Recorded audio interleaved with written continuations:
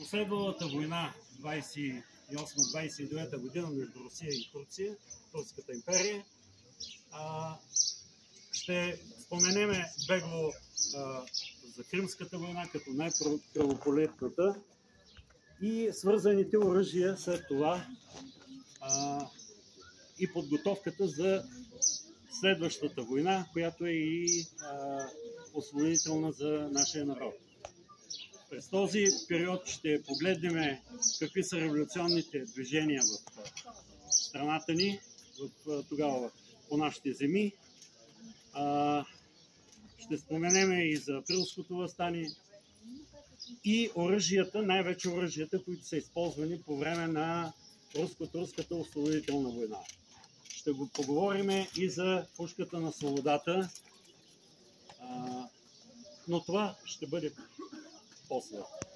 Сега първо по отношение на ятагана искам да ви пренеса в 16 век, началото на 16 век, в едно градче в Мала Азия, което е почти на брега на Егейско море, между Анталия и Измир. Градчето сега носи името Дезинли. Каква е връзката с ятагана? Ами тогава това градче се е наричало Ятаган. И във връзка с това има една монография на доцент Катерина Венедикова "Българите в Мала Азия". Просто и аз сега в момента бегло ви го съобщавам, аз също не съм чел тая монография, но по принцип тя говори, че твърди, че между 8 и 16 век там е съществувала българска държава, която се наричала Болгар. Планината до това градче Ятаган се наричала Булгар-Дак. Там са съжителствали българи, караманци и арменци, като караманци се твърди, че са тюркска племенна група, която е подобна на тюркските племена, които са се сглобили за основа на Османската империя. В това градче Ятаган, малко след падането на тази българска държава, която е била доста силна, щом е просъществувала 150 години след падането на Константинопол, в това малко градче се твърди, че е започнало производството на първите ятагани. Има и други градове и народи, които също така претендират да са родоначалници на ятагана. Например, индийците казват, че тяхното кукри, алжирците също имат подобно оръжие. Не знам кой е прав. Може би турците са прави за град Ятаган, но най-важното е, че трябва от някъде някой да го е видял, за да го направи. Преди 3 години бях в един музей в Северна Гърция, на устието на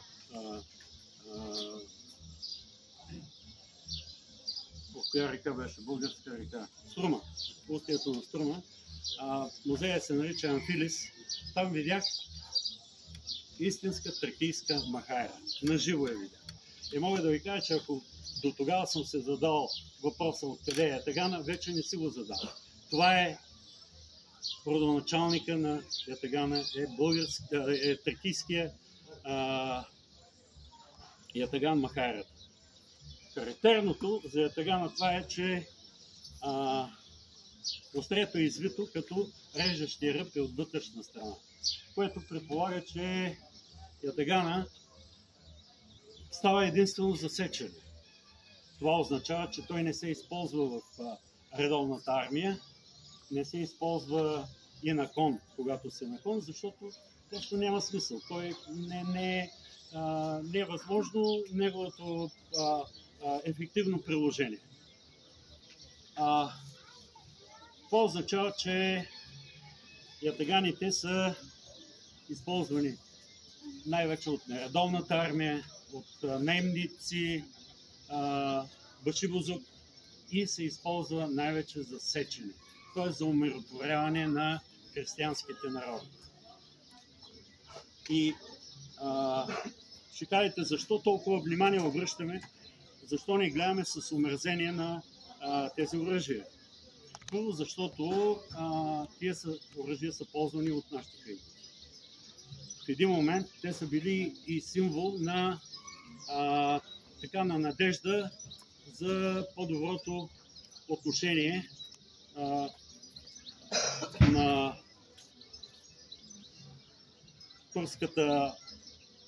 турския режим към угнетените народи.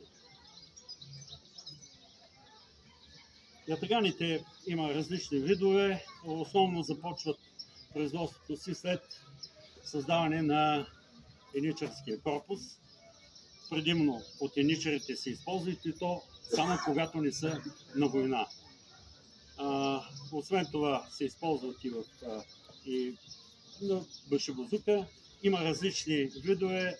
Едни от най-красивите, разбира се, са от почва. Ето тук имаме един ятаган от почва. Вижте каква красота е. И с корали, с скъпоценни камъни, с много сребро, с позлатени надписи на самите острията. Еничарските ятагани са с можност и в зависимост от иерархията, също с корали, с скъпоценни камъни по тях. Имаме и такива. После ще ги видите всичко, какво имаме на нас. Информацията, която аз искам да ви предам, е твърде голяма. Няма толкова време, но поне ще искам да възбудя любопитството си, за да можете да прочетете. Има много информация. Има къде да се види, да се чуе. И тя е много важна, защото тя е свързана с историята на нашата страна и на нашия народ. За да разберем последващите взаимоотношения между режима на Османската империя на Балканите, първо да видим какво е устройството на самата Османска империя. Тя е устроена, както на времето, Римската империя.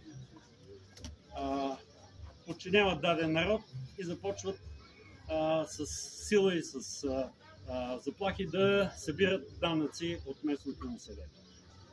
На тях роби истински не им трябва, защото някой трябва да ги храни.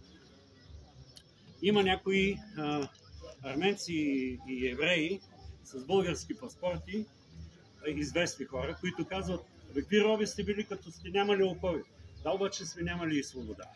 А това е било страшно и тежало на нашия народ. Затова са се появили и хайдутите. А те се появяват веднага след падането на Втората българска държава. Има една легенда за първия български хайдутин, Косан Войвода, който е бил всъщност управител на Ловешката крепост. Той 30 години след падането на Търновград продължава да отбранява крепостта. Тя пада и в един момент той с оцелелите 200 войника създава първата българска чета и става първия български хайдутин. И понеже е имал много красива коса, този управител Станко са го наричали Косан Войвода. Документиран факт е първия български хайдутин през 1451 година, 2 години преди падането на Константинопол, в София е заловен и обезглавен българския хайдутин войводата Радич. Това е документирано като първи факт. Нормално е да се появят хайдутите заради отношението на Османската империя с българския народ. Хиляди убийства, палежи, грабежи, хиляди млади жени и деца са вземани за продажба по тържищата на Мала Азия и в последствие в Константинопол. Естествено, че много млади мъже, силни по дух и физически силни, за да отмъщават, са хващали гората, запасвали се оръжие и така по този начин се създало хайдушкото движение. Естествено, след време се сменя мирогледа, те започват да мислят вече за освобождение, но това е значително по-късно. Следващата насока в нашето търсене са кремъчните оръжия, които започват да навлизат на Балканите средата на 16 век, като първи кремъчни оръжия влизат в шишанетата, които основно започват производство в Сливен. И Сливен е бил един от най-добрите работилници. Там е имало над 100 тюфекчийски работилници, където се произвежда шишене. Освен това, в Сливен са се произвеждали и бойлиите. Всички турци са знаели, че Ислиме бойлия е най-хубавата бойлия. Ислиме е старото име на Сливен. Освен това, на Балканите се произвеждат още 4 пушки. Едната е Джефердар в района Босна и Херцеговина, другата е Кариофили в западната част на сегашна Гърция. Освен това, македонката в Тетово се е произвеждала и арнаутката, която всъщност в Черна гора е било основното място, но не само там, където се произвеждала арнаутка.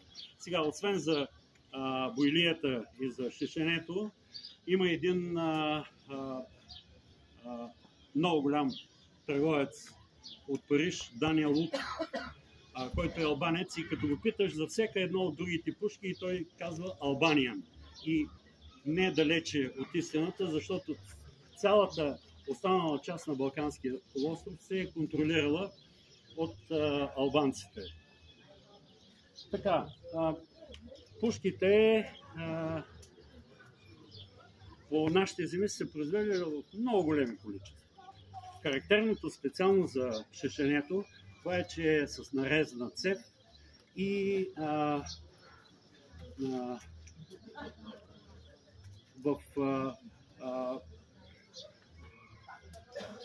годишно са се произвеждали около 60-70 хиляди пушки само в Сливен.